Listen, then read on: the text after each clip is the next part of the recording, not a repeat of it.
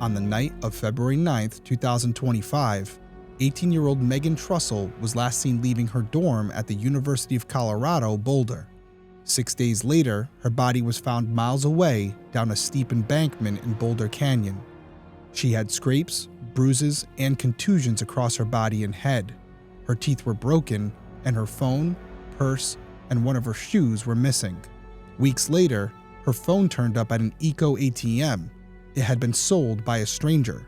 Her purse was also found miles away, torn at the clasp, and her other shoe has never been found. Despite all of this, authorities ruled that no foul play was involved and that she had killed herself. Megan's family doesn't agree. They believe a thorough investigation was never conducted and that there was still too many unanswered questions.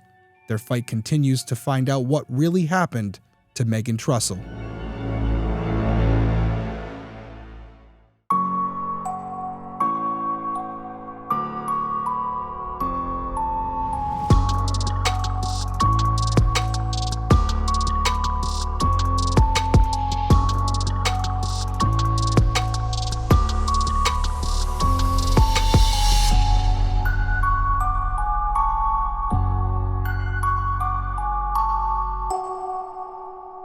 Hey everyone, welcome back to Detective Perspective. My name is Derrick Levasseur. I'm a licensed private investigator and former police detective. Each week I'll be covering an unsolved case in story format. I'll then give you my perspective on the investigation and provide contact information for the individuals or organizations connected to the case so that if you have any tips, you can contact them directly and maybe you can help solve a case. So if you're someone who's interested in true crime, specifically unsolved cases, and you would like to hear my opinion on those investigations, please consider subscribing whether you're watching on YouTube or listening on Apple Podcasts, Spotify, or whatever platform you use. Okay, a couple house cleaning things before we get into this week's episode. I've been getting a lot of messages, DMs, and emails from you guys asking about all the things in the back of my studio here. And some of you think they are props. Even my assistant, Ashley, was saying, are some of those things just added there for the effect? No, 90% of what's back there is from my career in law enforcement. And so we're doing a quick little series where I'm going to be breaking down the different items in my background, and you can catch those videos on our social media. You can go over to DET Perspective on Instagram. I believe it's the same on Twitter. You can also follow my personal Instagram, Derrick Levasseur, to see everything that we have going on. And make sure you follow all channels because sometimes I'll post an episode and we'll have additional information or behind the scenes stuff that's posted solely to social or on the YouTube community page. So make sure you get the full effect of everything we're doing over here and follow us on all platforms. I would greatly appreciate it. Speaking of everything we're doing, I mentioned it last week. I'm going to mention it again. I got my Criminal Coffee t-shirt on. I've been packing orders for our new coffee. Here's the official bags, the actual bags. Last week it was just the samples. Here we are. Hazelnut, French vanilla. I apologize for those listening on audio. Smells incredible in my studio right now. I'm not mad about it. These are our two new flavored coffees. For anybody who's not familiar with Criminal Coffee, I think by now you guys all are. We started this company, Stephanie and I from Crime Weekly. We started this company 3 years ago. We donate a portion of the profits to solving cold cases. We solved our first case a little over a year ago, and we're working on our second case right now out of Houston. Again, I can't say too much. It's an ongoing investigation, but we're hoping to have an update in that case as well. It is going in the right direction. So if you like really good coffee and you want to support a good cause, check us out at criminalcoffeeco.com. I'd really appreciate it. Okay, so now let's talk about Megan Trussell. First off, I want to mention that we worked with Megan's parents, Joe and Vanessa, on this episode. And this isn't the type of case that you'll typically see me cover, but it's important because there are many questions and we have a chance to make it right. And I did have to put a lot of information into an episode. So I'm going to be attaching all of the documents that we have. There's Facebook groups, there's a GoFundMe page. There's also a link to the entire police report. And you can go do your own research on it as well if you'd like.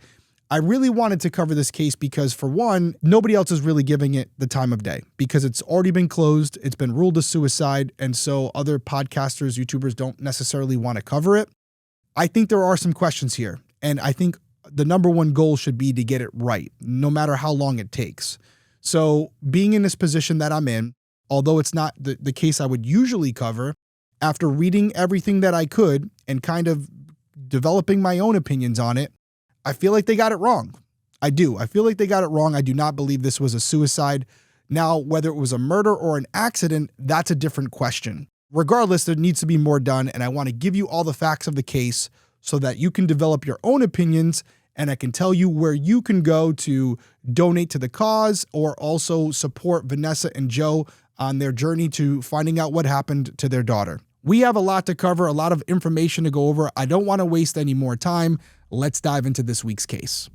Megan Piper Trussell was born on September 12, 2006. She was raised in Denver, Colorado by her parents Vanessa Diaz and Joseph Trussell, alongside her older sister Lindsay. Megan was sweet and empathetic, someone who made everyone feel like they were her best friend. She loved everything about the movies and dreamed of becoming a filmmaker. She also loved music, especially 90s grunge, and played the bass guitar. After high school, Megan enrolled at the University of Colorado Boulder, where she majored in film. She loved her classes, was making new friends, and even reconnected with someone from her childhood. In fact, during her first week on campus, she texted her dad, quote, "College rules." I think I had a similar feeling when I got there. Was nervous at first, but then once I got situated, I absolutely loved it. So I could see where she was coming from. And she continued enjoying college through the rest of the first semester and into her second, and her parents were happy to see her thriving and having the best time. But that happy feeling came to an end on Wednesday, February 12, 2025. That was the day that Megan's mother, Vanessa, and her sister, Lindsay, realized that no one had heard from her since the 9th, which also happened to be Super Bowl Sunday. Vanessa also reached out to Megan's dad, Joe, and he said he hadn't heard from her either. Obviously, Vanessa was concerned, so she checked Megan's phone records online and saw that she hadn't used her phone since 8:45 p.m. on that Sunday. Vanessa told us that at that moment, she knew something was wrong. She started calling and texting every number listed in Megan's call log, but no one had heard from her. Lindsay, Megan's sister who actually lived near the campus, went to Megan's dorm. Her roommate was there and confirmed that she hadn't seen Megan since that Sunday either. Now, the roommate had never told anyone Megan was missing, and before anyone jumps to conclusions, I just want to add a caveat because prior to all of this, there had been some rising tensions between Megan and her roommate, and in part, it was because the roommate was allowing another person to stay in their dorm room against Megan's wishes. And it was also some other things going on that Megan's parents became aware of. I'm not going to include that in here because it's not really worth noting, but I do think it's important to have all the context. It doesn't appear from everything that I've seen the roommate was involved in anything. And I personally experienced a similar situation with my first roommate at college where this was a friend from home. And I had spent many nights with this person, but once we went to college, we just grew apart and we really didn't like living with each other. And it got pretty bad at one point where we weren't really talking to each other. And it was the best night of my life when he didn't show back up at the room. I had no concerns for him. So am I aware of what's going on here and what we have to acknowledge based on the circumstances we're dealing with? Yes. But it is uncommon for a roommate who doesn't necessarily have a long-standing relationship with their roommate to say something or to get involved with it. Anyone who's attended college before understands that being roommates doesn't automatically make you best friends. You could be two strangers living completely different lives, but unfortunately sharing the same room. And that's a very possible scenario here. I just put that out there, not saying I have anything to prove that definitively, but it is a possibility. So after being made aware of the fact that Megan's roommate hadn't seen her either, Megan's parents drove to Boulder and met Lindsay over at Megan's dorm. They also tried to report Megan missing to the CU Boulder police, but officers said she was probably just couch surfing and that they had seen this quote a million times and that Megan would eventually show up. But by the end of day 2, when she still hadn't, police began to take the situation much more seriously. So we talk about this all the time. You have family, friends that show up. They know their loved one. They're saying, hey, listen, we can't find them. They didn't enter her as missing. I would like to know more details about what they did do. Were they out looking for her? Were they going to different dorm rooms? Were they following up with other friends on campus? Or did they essentially just turn them away? If that's the case, they're absolutely wrong. There should have been some follow-up. They should have been making some calls. They should have been driving to different locations. Because in a case like this, seconds, minutes, hours, they can be the difference between life and death. And speaking of life and death, the FBI was brought in and investigators started piecing together Megan's movements on the evening of February 9th. They used surveillance footage, cell phone records, dorm key access logs, and witness statements to track her last steps. So let's break down what they found. That night, Megan's boyfriend had been in her dorm, and at around 9 p.m., her roommate came back from work on a break and got into an argument with Megan over the fact that her boyfriend was there. Eventually, the roommate left to return to work, and Megan's boyfriend told her that he didn't want to be involved in the drama and thought that they should take a break. He left at approximately 9:17 p.m., and according to his mom, he made it home within 15 minutes. At 9:36 p.m., Megan was seen exiting Harlot Hall, which was her dorm room, and she was alone. She was wearing white platform tennis shoes, which were 3 inches tall, red pants, a black short-sleeve t-shirt, and a light denim-style jacket. She also had her purse with her, which was a round blue and pink crossbody with a star on it. Now, what's important about this purse is that it was custom made by her mother, Vanessa, and it was one of Megan's most prized possessions. The last confirmed sighting of Megan was on campus security footage at 9:52 p.m. She was seen north of Harlot Hall near the Champion Center. Now, from what we've gathered, Megan didn't tell anyone where she was going, but her parents believe she was headed somewhere familiar, either north toward Arapahoe Avenue, where her sister lived, or to the Circle K at 17th and Arapahoe, just 2 blocks from Lindsay's. And I want to point out that the temperature that night had dropped into the 20s, and Megan wasn't wearing a coat, so in the minds of her parents, she didn't plan on going out for long. After 9:52 p.m., no additional footage of Megan has ever been found. We have a lot more to cover. We're going to talk about where she was eventually found and some of the strange circumstances surrounding her location. We'll be right back after this break.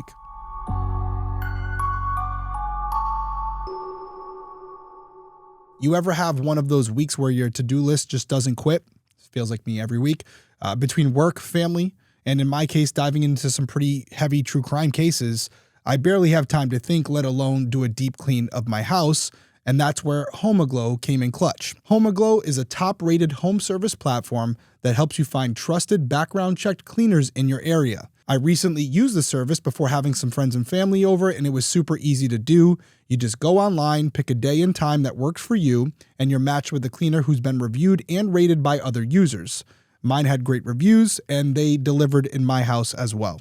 And with their Forever Clean membership, you can book unlimited cleanings. To schedule a cleaning, just simply go to HomeAglow's website, choose a day and time you're looking for and the duration of your cleaning, and they'll match you with a cleaner. You can schedule an appointment as quickly as a week, or you can put something on the calendar for the next month just to check it off your to-do list. And while you're on the website, you can actually look at photos and reviews of the background check cleaners before booking the right cleaner for you, just to make sure they align with everything you're looking for. And the best part of their Forever Clean membership, which saves you $30 an hour on all future cleanings, is you can book unlimited cleanings starting at $19 an hour, and it's backed by HomeAglow's happiness guarantee. Plus, which I really love to see, 100% of the cleaning fees and tips go directly to the cleaner, and that's what you want, because not only is that the right thing to do, but it incentivizes them to do a great job, and that's what we all want. We want them to get paid appropriately, and we want good service, so everyone's happy. And just a quick note, HomeAglow services, unfortunately, are only available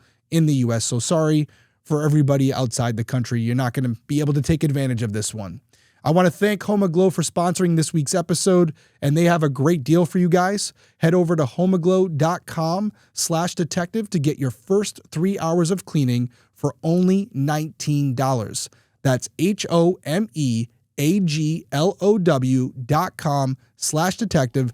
Go check them out. Let me know what you think.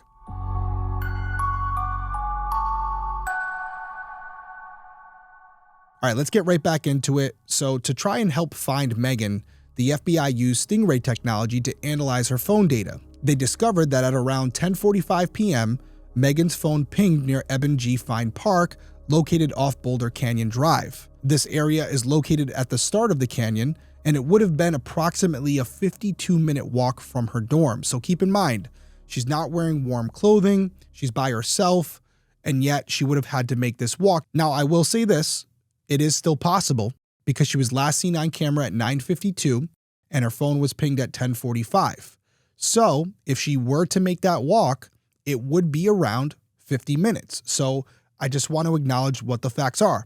Could she have made this walk in that duration?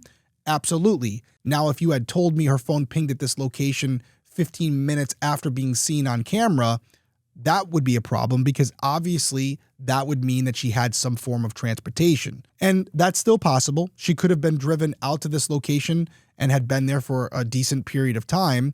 But I just want to also qualify by saying, if you are to believe that she walked out there, the time frame would align. Then at 11:55, Megan's phone pinged again near the 40-mile marker of Boulder Canyon Drive, which is further west into the canyon, and after that, the phone either died or was shut off completely. That location is about 3 miles from her dorm, which would be roughly an hour and 15-minute walk. Now, if you're watching on YouTube, you can see the map here, and it's going to give you a visual representation of everything. But for those listening on audio, CU Boulder's campus sits on the western edge of town. Just north of campus is Arapahoe Avenue, and a little further north is Boulder Canyon Drive, a road that heads west out of town and quickly turns into a highway, winding into the canyon alongside Boulder Creek. While there is a bike path next to the road, it's not the kind of place you'd expect to find someone walking at night, especially not Megan, because I didn't mention this yet, but she was also afraid of the dark. And that night, as I've already mentioned, she wasn't dressed for the weather, and this is a very long walk to make with those clothes on. And as I said, it dropped down into the 20s. It would have been freezing. So again, it's dark, cold, she's by herself. Where is she going? It's a long road and it doesn't really lead anywhere for a place of interest for her. So to think she just walked out there alone, it's a stretch. Is it impossible? No. But I can see how her family would be looking at these details and saying, I can see her on camera. She's definitely not dressed like she's about to make an hour-and-a-half walk. Where is she going? And why would she bring some of her most prized possessions along with wearing platform shoes if she knew she was going to make this hike? She could have worn something much more comfortable, much more suitable for this type of walk, and yet this is what she chose. It seems contradictory to where the pings were actually at. It doesn't seem, based on that visual that we have, that video clip of her leaving the building, that's what someone would wear if their original intention was to make an hour-and-a-half, 3-mile walk out into the middle of the cold by yourself. And according to Megan's parents, there's also another reason that she would have never walked there alone. Boulder Canyon is known to have a large homeless population and a reputation for heavy drug use. Students are generally warned to avoid the area, especially women walking alone at night. Now, on the screen right here, I have a couple photos that were taken from the Facebook page that's ran by Megan's parents. And I'm not going to get into some other details. We're going to talk about them more when we get to that point. But yes, this is the road. It's well lit in these photos. Doesn't seem too crazy at this point, but you have to add in those other variables. At night, alone, it's cold, in the middle of nowhere. There's really no lighting. Yes, on the right side there, you can see the pretty wide bike path. It's nice. There's nothing wrong with it. Walking path, whatever you will have.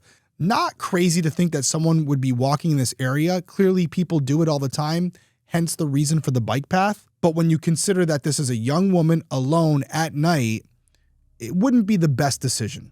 After learning that Megan's phone had last pinged near the 40-mile marker on the night of the 9th, the Boulder County Sheriff's Office was brought into the investigation. Multiple agencies, including park rangers, worked together to search the area using drones, search and rescue dogs, and a dive team. But Megan wasn't located during the initial searches. Then, on February 15th, 6 days after Megan was last seen, park rangers returned to the same area to follow up. As soon as they arrived, they looked down the steep slope that led to the creek, and on fresh snow-covered boulders and rocks below, they saw Megan's body. She was lying on her back, with her left arm stretched out and her right arm pulled up into her jacket. She was located about 10 yards from a culvert that runs beneath Boulder Canyon Drive, and this culvert is large enough for someone to crouch down and walk through it to reach the rocky bank on the other side. And it's important to note that there was a homeless encampment inside the culvert as well as on the far side near the water. There was no flat ground where Megan was found. The only way to reach her was by rappelling down the slope. And when rescuers got to her, they noted that there was a broken stick near Megan's right side, close to her arm, and her left hand and fingernails had visible dirt and debris. She was wearing the same clothes she had last been seen in, but her right shoe was missing. Now, on that foot that was missing a shoe, she had a torn black sock, and her jacket was unbuttoned, but the left side was bunched up over her upper torso, and her left arm was outside the sleeve, which had been ripped. She also had a black fingerless glove, which was inside out on her right hand, and Megan's parents aren't sure who this glove belonged to because her gloves were found in her dorm room, and as far as they know, she didn't wear her gloves inside out. Additionally, Megan was lying on top of a pair of gray pants, but those pants didn't match anything she had been seen wearing in the surveillance footage. And, as of this recording, no one knows where they came from. Now, I will note as you're looking at these photos, there's a lot that can be interpreted here. As I said, there was a homeless population there. There was a lot of junk and clothing and towels and all these different things that you could see as I was kind of scanning the area. So it's not like this was a desolate part of the road where you wouldn't see any human activity. There could be some explanations for why these things were found and why they're unexplainable, but I still want to point them out to you because frankly, I just don't know. And unfortunately, there was no surveillance footage found in this area.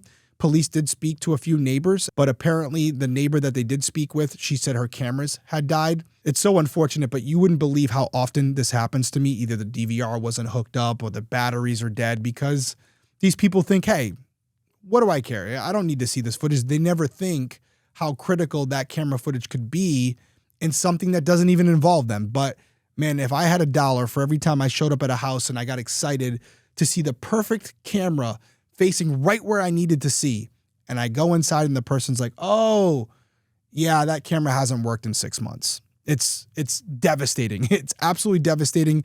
It never gets easy to hear. And every time I see a camera, I always hold my breath because I'm like, you know what? There's a 50-50 chance it's not working. I will also note that from what we've gathered, this neighbor, although her cameras weren't working, she did suggest speaking with some of the other neighbors. And from what I'm being told, that never happened. The police never went and asked about other camera footage in the area. They may have a different opinion on that. I'm just providing what I've been told. And one more thing about this woman, they did ask her if she noticed anything out of the ordinary, and she said she didn't see anything weird, but she was surprised that Megan hadn't been found previously since the searches happened in the exact area where she had been found. So how did they miss her? That's a big question. And Megan's parents concurred with this assessment. They said the area was searched extensively when there was no snow on the ground. In fact, at one point, the searchers were just 5 feet away from where her body was found, looking down on the culvert from the other side of it. And I believe I have a photo of that angle that we're going to throw up here, but they didn't see Megan, even though she had red hair and red pants on. So understandably, the parents do wonder if her body had been there the whole time.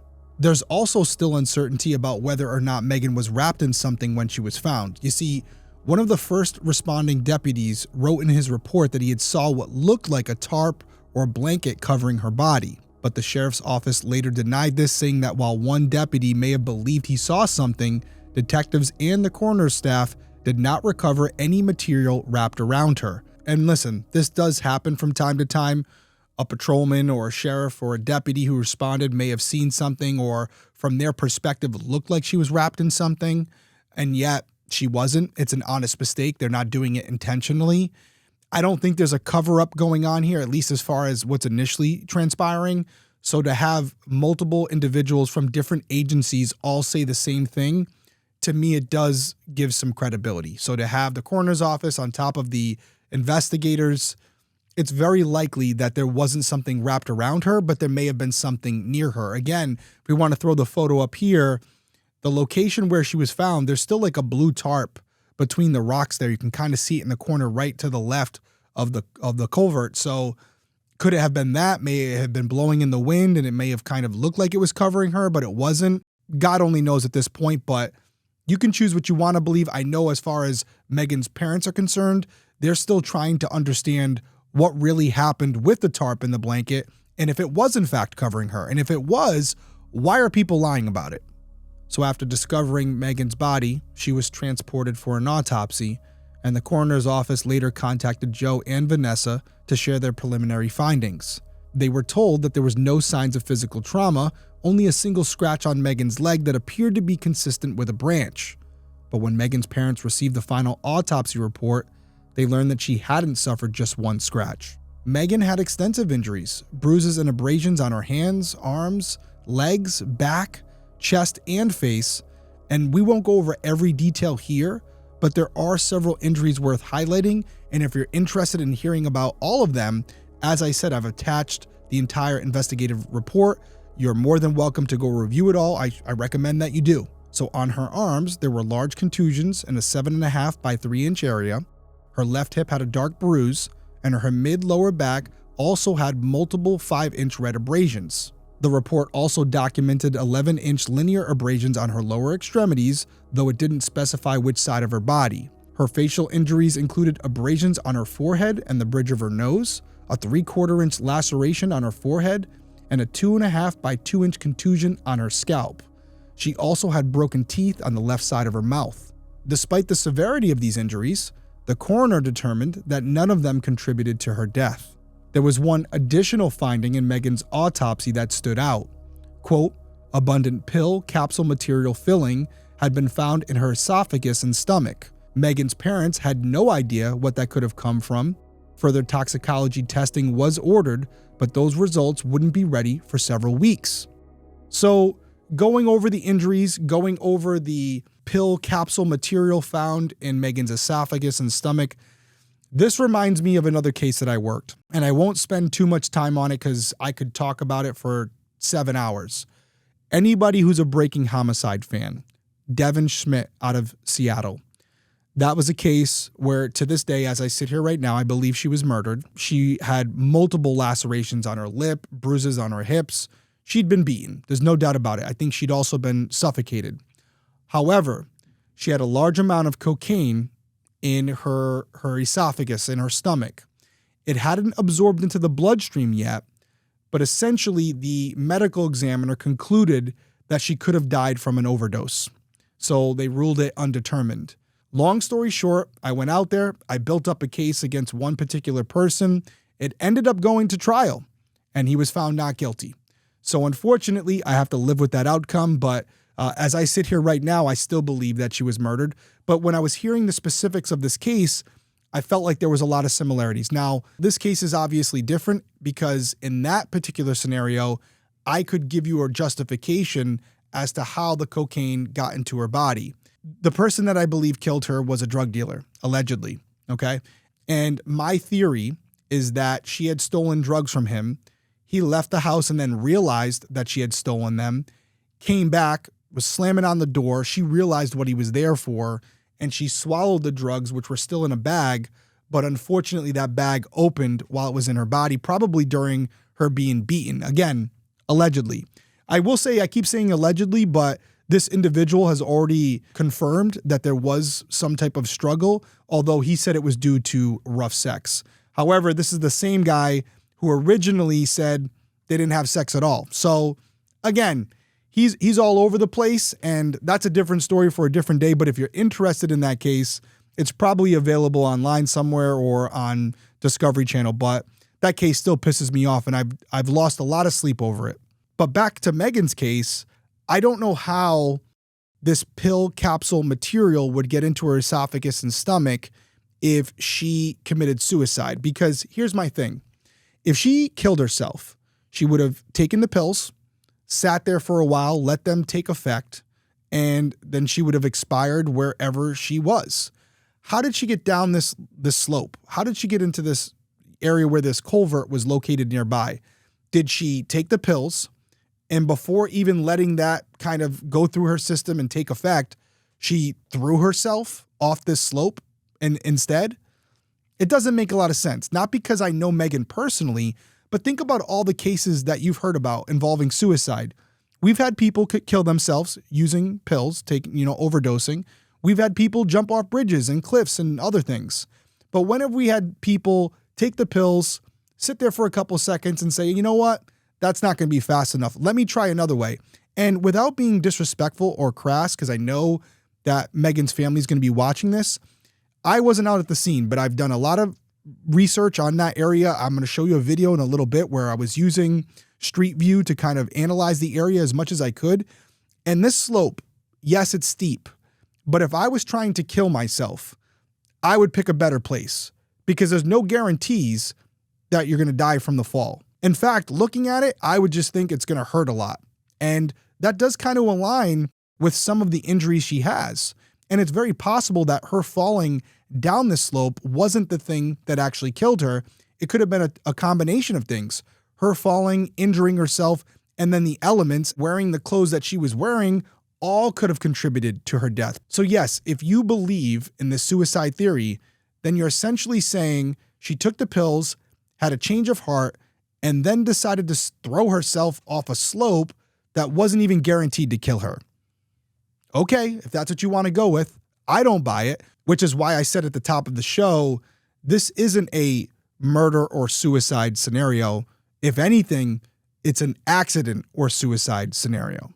Now, just to go the other way with this, because we're talking about murder, I will acknowledge that these injuries, although significant, they also could be due to a bad fall.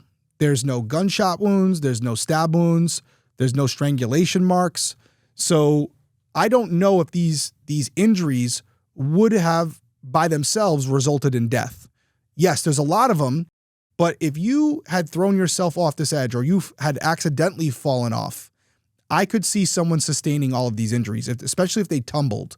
The broken teeth, the cuts, the bruises, all of it. If you told me that's what happened, I would believe it. So as I'm sitting here right now, that's why I'm acknowledging it could be one of the two.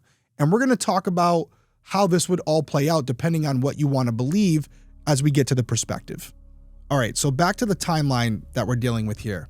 On February 25th, 10 days after Megan had been found, the sheriff's office called Vanessa and told her that Megan's phone and purse were missing.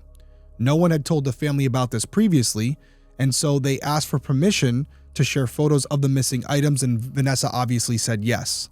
Then she and her friends began trying to find the items themselves as well. Vanessa's friends began to speak with people from the homeless community asking what they would do if they found a phone. And eventually, someone mentioned that they might try to sell it at an ecoATM, which is a kiosk that accepts used phones and electronics. Vanessa immediately filed a missing phone claim with ecoATM, and 2 days later, she received a message. Megan's phone had been located. We're going to talk about it right after this break.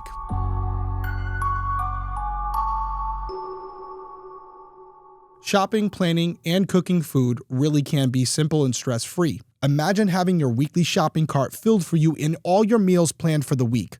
Taking all the work off my plate is why I love Hungry Root. Hungry Root helps you eat well and reach your diet or health goals, whether you're gluten-free, dairy-free, high-protein, focused on gut health, or anything else. They got you covered. Just take the quick quiz, and their smart cart technology recommends groceries, recipes, and supplements tailored to your taste and needs. It's like having a personal shopper and a chef all in one, so you can spend less time planning and more time doing what you love. And with my offer, you'll get a free item like a premium protein, veggie, or a sweet treat in every box for life. I got my box a little over a week ago, and there was so much food in there, I had to write some of it down. And I wanted to talk about a couple of the meals I already made. So it comes with all the ingredients you need and the recipes. So I'm a steak guy. I made the ribeye with the mushroom pan sauce. Incredible. Came with a potato on the side. The mushrooms were easy to make. All prepped right there for you, ready to go. I also made the pesto baked salmon and veggies. That one was really good. If I had to choose, I'm going to go with the steak over the salmon, but it was all fresh.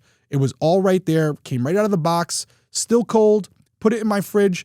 I made it throughout the week. It was all delicious. Side note, there were some fresh cut pineapples in there that were for another meal. I just ate them as they were because I love pineapples. And then there was some desserts as well. There was these little cookies and then this sun butter and jam snack packet. I just ate it with my crackers a couple minutes ago. Absolutely delicious. Not only was it convenient, but the food's awesome. What I really like about Hungry Root is they hold all their food to the highest standards, screening out over 200 additives, including high fructose corn syrup, artificial sweeteners, and preservatives. They source only high-quality meat and seafood with no hormones or antibiotics, offer organic produce and non-GMO options, and carry trusted healthy brands like Oatly, Vital Farms, Ithaca Hummus, Harmless Harvest, and many more. So take advantage of this exclusive offer. For a limited time, you can get 40% off your first box, plus get a free item in every box for life. All you have to do is go to hungryroot.com/detective and use code DETECTIVE. That's hungryroot.com/detective, code detective for 40% off your first box and a free item of your choice for life. That's only at hungryroot.com/detective, code detective.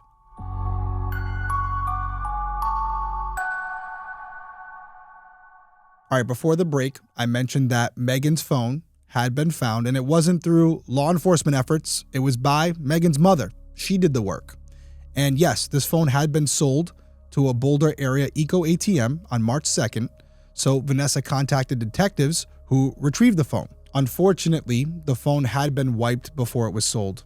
That meant investigators and Megan's family were unable to recover the data from that phone, which might have shed light on her final moments or her communications. However, I want to point out that before the phone was located, the FBI did find records from between February 12th and February 16th that showed Megan's phone had what they described as, quote, data sessions. Only 2 of those sessions included GPS coordinates. One was on February 13th, northeast of Longmont, which is about 15 miles from Boulder. The other session occurred during the night of the 13th into the early morning hours of the 14th, near the mouth of the Boulder Canyon. So what do we extrapolate from this? Well, we don't know the exact date when whatever happened to Megan happened, but my belief, as I sit here right now, is that whatever happened to her happened on the 9th. So you have activity on her phone after she was more than likely already dead. So who had the phone and how did they get it?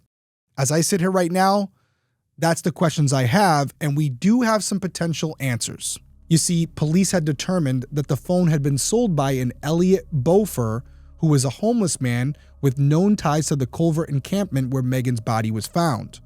According to police records, Boulder said that he never seen Megan before and didn't know who she was. Initially, he claimed that he found the phone on a trail, and then later he said that he was given the phone by someone named Travis, who asked him to sell the phone at the ecoATM because Boulder was the only one in the group with an ID. So law enforcement says, okay, let's look into that. And eventually, Travis turns out to be another homeless man named Alexander Connor. Police found out that Alexander had actually been in jail during the time when Megan went missing. When they spoke with him, he said that sometime after his release, between February 13th and the 22nd, he returned to the Boulder Canyon encampment to collect his belongings. He wasn't sure of the exact date, but while he was there, he found Megan's purse. According to Connor, the purse was just lying out in the open, so he took it with him and he later left it on a bike trail off of Highway 36. He claimed that he didn't know anything about Megan's phone. The only thing that he had stolen from her purse was her vape. The Boulder County Sheriff's Office ultimately arrested Boulder and charged him with theft and false declaration to a pawnbroker, but he was eventually released on bond. And as far as Megan's purse is concerned, it was actually found by a woman riding her bike near Highway 36. So that part of Connor's story does appear to be accurate. Everything else we can question, but he did dump it near this bike trail. Now, this discovery site where the purse was found was miles away from where Megan's body had been located. It wasn't anywhere near Boulder Canyon. In fact, this area was southeast of the campus, while the canyon sits to the west. So the woman that recovered Megan's purse did look inside to try to figure out who it belonged to, and when she did, she found an empty prescription bottle for Adderall with Megan's name on it. In addition to the prescription bottle, she also found that Megan's credit cards were still inside as well. So when she saw this information, the woman contacted the sheriff's office and they came to pick it up. So that's how they gained possession of the purse. It wasn't them finding it. It was a Samaritan being in the area at the right time and having a good look on things and spotting it and doing the right thing. So kudos to her. So once Boulder County Sheriff's Office had the purse in their possession, they issued a news release stating that they knew how it had ended up at that location and claimed the person who moved it had no contact with Megan. They said the same thing about Elliot Boulder, the man who sold her phone. According to investigators, he also had no connection to Megan. But how do they know that? And I bring this up because Connor, the person who moved the purse, okay, if he was in jail for an extended period of time, he didn't physically have anything to do with Megan's death. He was physically incapable of it. But could he have had prior contact with her before? I hope that was looked into. As far as Elliot Boulder, I don't know how you get there. He's saying that the phone was given to him by Alexander Connor, aka Travis, But Travis is saying that when he found the purse, there was no phone. So one of those two individuals are lying. There's no doubt about it. They can't both be telling the truth. So the question is, what else are they lying about? What else do they know? And that's what I would want to look into, because something's missing here. There's either another person in this equation or one of them are lying. And from where I'm sitting right here, I don't know which one of them's telling the truth. But if I was working this case, I would bring them both in, tighten the screws on them, and I would tell them right out that until we know definitively how that phone went from one person to the other, they weren't going to have many restful nights. Now, Vanessa later told Denver 7 News that when she saw the purse, something jumped out immediately. The clasp had been torn. Vanessa had made this purse herself, and she reinforced that clasp with a special type of stitching. The damage didn't make sense to her. But again, the Boulder County Sheriff's Office didn't seem that concerned. And this is coming from the person who created the purse. So I tend to believe her. She knows how it was made. She knows the structural integrity of that purse, and it's not something that would just fall apart. And I also don't think it's something that would tear while falling down rocks, whether that was intentional or accidental. Doesn't matter. To me, just where I'm sitting right here, and I'm going to give this now because I don't want to save it for the end, if this is as strong as Vanessa is describing, it was broken. It was broken due to an outside force being put on that strap. So was it during a robbery gone wrong where maybe she had the purse over her shoulder, or it was a crossbody, and as someone's trying to grab it, it rips? Or was this during a sexual assault or something else of that nature where she was fighting for her life, and during that struggle, the purse was torn from her body?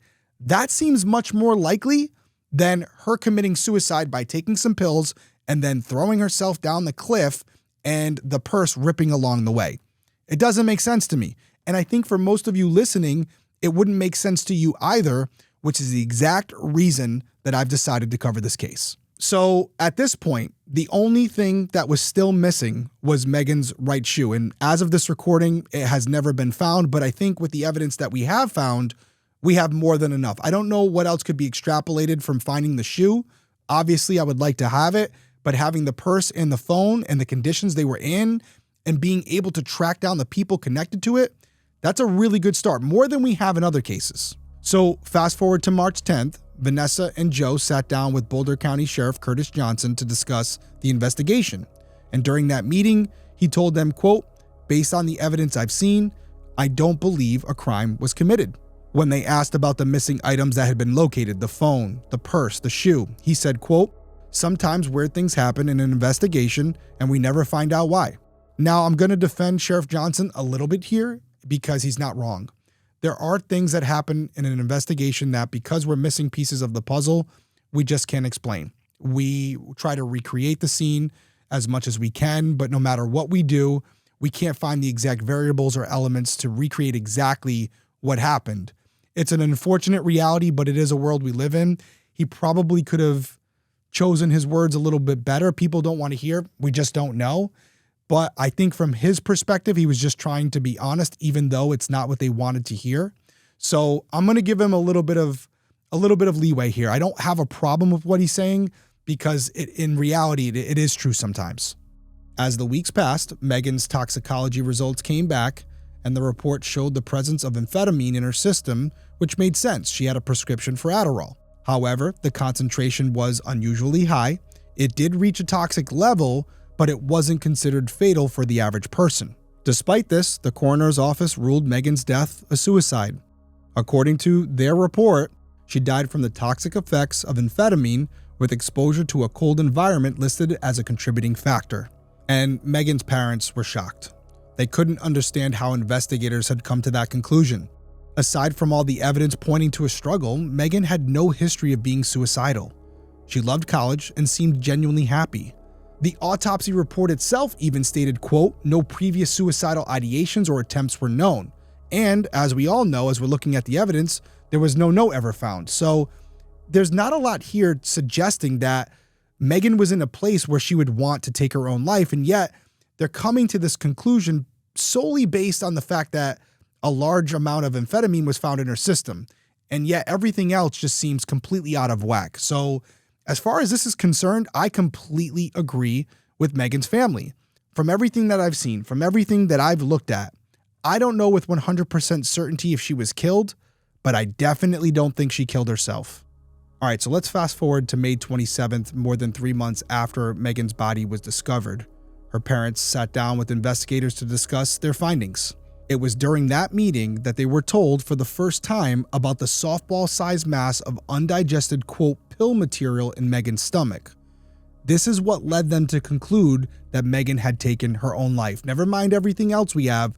It was this mass, this pill material in her esophagus, in her stomach, that led them to this conclusion.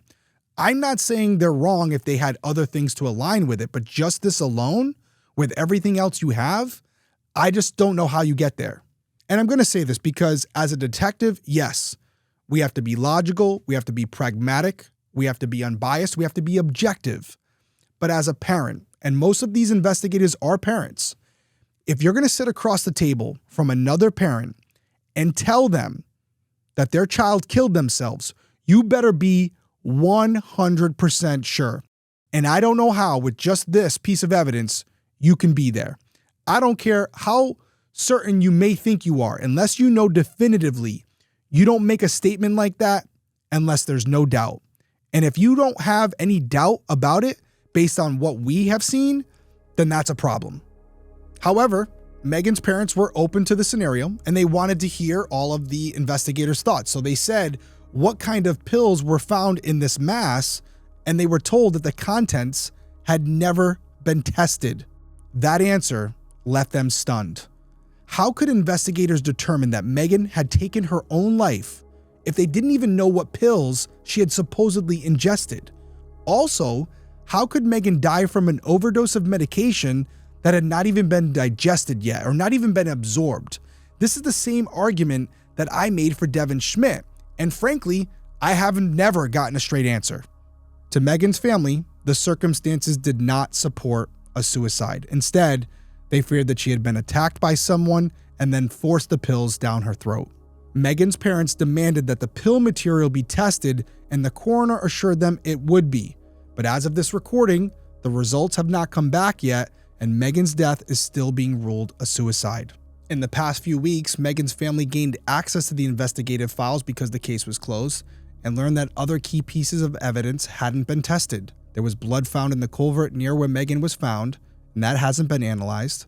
Neither were her fingernail clippings or any of the swabs collected during the autopsy. All of this has led Megan's family to believe that a thorough investigation was never conducted. They are now calling on law enforcement to reopen the case and do things the right way. And until that happens, they won't stop fighting. All right, let's dive into this perspective. Where do I even start? So there's a couple things I want to point out that I didn't mention in the episode, but I think they're worth noting. And like I said, we worked with Vanessa and Joe on this episode, and I was reading over some of the notes in the Google Doc, and for the first time, there was actually notes from Vanessa in there as well, in addition to Haley's notes. So I read her notes as well, and I wanted to mention that she put this in the Google Doc. And again, this is just her opinion on it, and I'm just putting it out there, but she found it interesting that the autopsy results, they were done on March 8th, and yet they weren't released until May 4th, which to her is interesting because that was around the end of the semester at the University of Colorado Boulder. So you can kind of pick up what she's throwing down here, where we see it in other cases. We're seeing it in the Idaho murders a little bit as well, where these colleges and universities, yeah, they are an educational institute, but they're a business. And it's bad for business if college students start dying on campus or if there's any connection to the campus. So I'm not sitting here saying that's what happened. I'm just saying that from a parent's perspective, she's really hoping that this investigation was looked at thoroughly and there weren't things done to protect the optics of the university and anybody who may be considering attending this school in the future. And one other thing that I found interesting, and it may have no connection at all, was before Megan's death, the Sundance Festival was considering Colorado as a potential location. And shortly after her death, I don't know if it was after the ruling came out that this was a suicide, they decided to go with that location. So Sundance 2026 will be happening in Colorado. And from a parent's perspective, you can't help but wonder what government officials, what campus officials, what type of political parties are involved in these decisions, and maybe saying to the sheriff's department, maybe saying to the University of Colorado, hey, listen, we got to figure this out because this is bad for everyone. It's not good optics and it's affecting business. It's affecting business. So whatever the decision is here, make it, because we need to come to a conclusion here. And I think from the parents' perspective, they're wondering if they leaned on suicide because that was better for everybody involved. Again, I want to preface this. We have no information, no evidence to support it. It's just speculation, and it's more coming from the perspective of Megan's parents because they see these things happening around them. And I don't think it's a stretch to assume that college campuses don't want these types of things coming back to them. Personally, I feel that's part of the reason that the Brian Kohberger case, the Idaho 4, I think that's the reason that building got knocked down. Tourist attractions, and then obviously just this constant reminder for potential students in the future that these 4 young adults were killed there. So there's always a little bit of business at play. I don't know if it's at play here, but I wanted to at least bring that up. The first thing I want to talk about in this case is the injuries, okay? I've discussed it off record. I'm discussing it with you guys now. I can see a scenario where all of these injuries were sustained from the fall. They're superficial, a lot of them. There is some bruising, but there's no gunshot wounds, there's no stab wounds, there's no strangulation, which I mentioned earlier. So is it possible that when she fell, she sustained the injuries that we've talked about? In my professional opinion, yes. The question for me is, how did she fall? Was she under the influence of these pills and she lost her balance and accidentally fell? Or was she pushed, or during a struggle with someone, while she was trying to kick away, while she was running from someone, she fell. She fell down the slope. She injured herself. Maybe didn't die from the injuries, but because of the condition she was in and the conditions outside, the weather, she died over time because of the combination of the two. I think that's very possible. So let's dive into that a little bit more. And I want to explore accident versus murder because, as I've said multiple times, and I know Megan's family was interested in my opinion on this, I don't think it was a suicide. I don't see it as a suicide, even if the pills come back to be Adderall, which she had a prescription for. That doesn't necessarily mean that she administered them herself. She still could have had them stuffed down her throat. And as I've said in the episode, it wasn't at a fatal level, and it was still in her esophagus and her stomach. So it wasn't even fully absorbed into her system. So there's a lot of issues with the suicidal theory that I just can't get over to come to that conclusion. That's a big accusation to make. And as I said, you better be damn sure. And I don't see how you could be with what we have. So let's break these two down. Let's start with accident. A couple of different things could have gotten her out to this location. She could have walked out there. It would have been a struggle. It would have been unlike her. But we can't sit here and say it's physically impossible. The time frame would have allowed for it. But where did she go? Did she walk out to this Eben Park first, or did she go to this specific area? We have her pinged at both locations, although she could have just been walking through that area. That's also possible. But once she gets out there, what happens? Is she taking the pills? Is she trying to walk to a different location? Does she lose her balance? Does she accidentally fall down the slope? That's tough for me to buy, and I'll tell you why. If you go back and you look at the photo, the area, and I'm going to have a video up here right now where I did a street view, because there's photos on Facebook that show the area that was searched by either Megan's family or searchers after the fact, where they took photos of the area well after the scene was already cleared, but you can still see police tape in it. And so I went on the street view and I was trying to find the exact location and see what was around it. So here's the video. I'm going to describe it to you. So ignore my kind of like skipping around a little bit. I'm trying to do my best. So I'm comparing the photos from Facebook to the area. So right there is one of the photos that you can see. There's the fencing, and across from that would be the culvert that runs under the road right there. So again, you're looking at the culvert that would be over there, and I'm trying to find points of reference that would confirm this is the exact location from the Facebook photos. So you have this little item here. It looks like some fencing.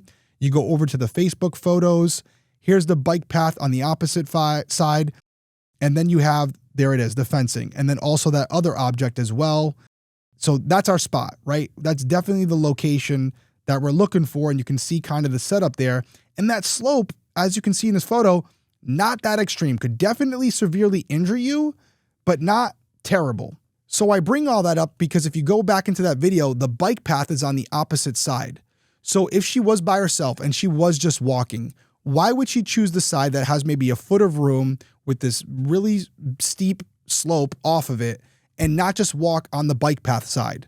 It's huge. It's about 6 to 8 feet wide. It's protected. It's prettier. It makes no sense to be on that opposite side. And yet we have to believe that she's out there walking alone in the dark and cold, and she just ends up in this particular spot. So the accident is tough for me to believe. So let's transition to the murder theory. And I want to break it down in a couple different ways. I want to break it down by sections. So let's start with travel. It's possible she walked out to this location by herself. Very unlikely according to parents and the conditions, but it is possible. We've already discussed that.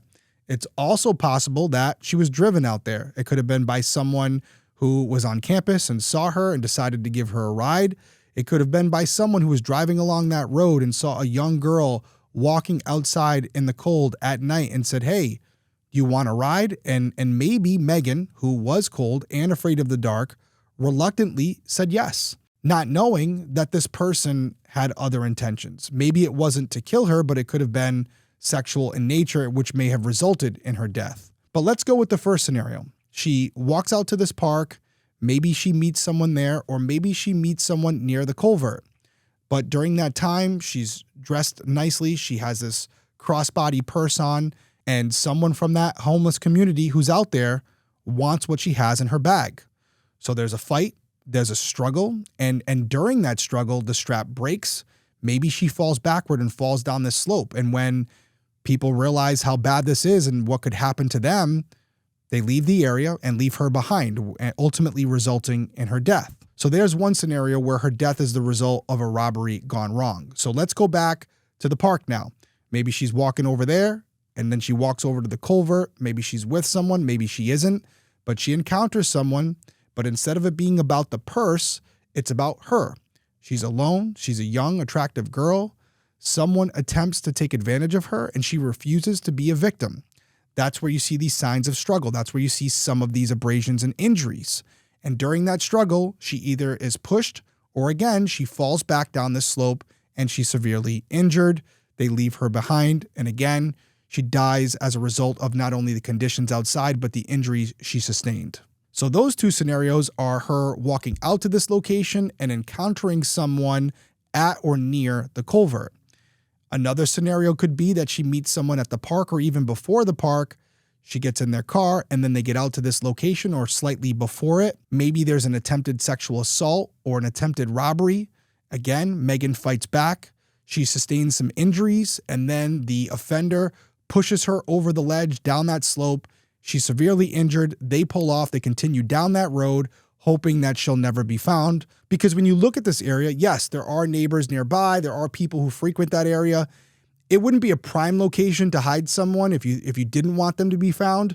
But if it's dark at night and you can't really see far and you're not too familiar with the area, you could look quickly and think this would be a good area to hide someone and hope that either they just wouldn't be seen or an animal would get a hold of them. So there could be something there.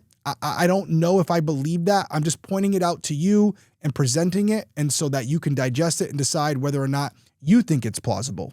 So that's really where I am on this case. I think it's a possible accident or a murder. I know it's being ruled a suicide. I'm interested to see the results of the toxicology report. Once we have that result, as far as what was actually inside that softball-sized ball, I'll reevaluate it. But as I said in this perspective, if it's the Adderall, okay, that's fine.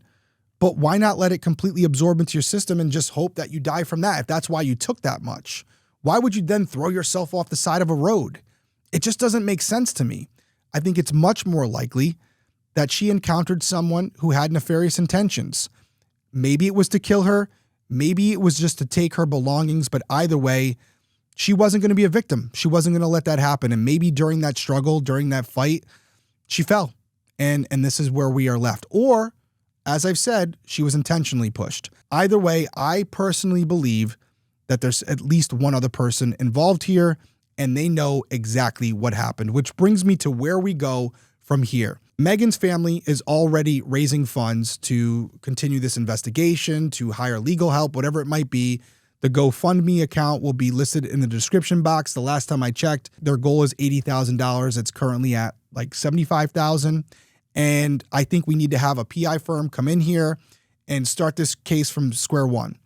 Because I don't know if law enforcement's going to open this up just because of demand. I hope they do, but I don't see that happening as of yet, unless there's like a curveball with these toxicology results.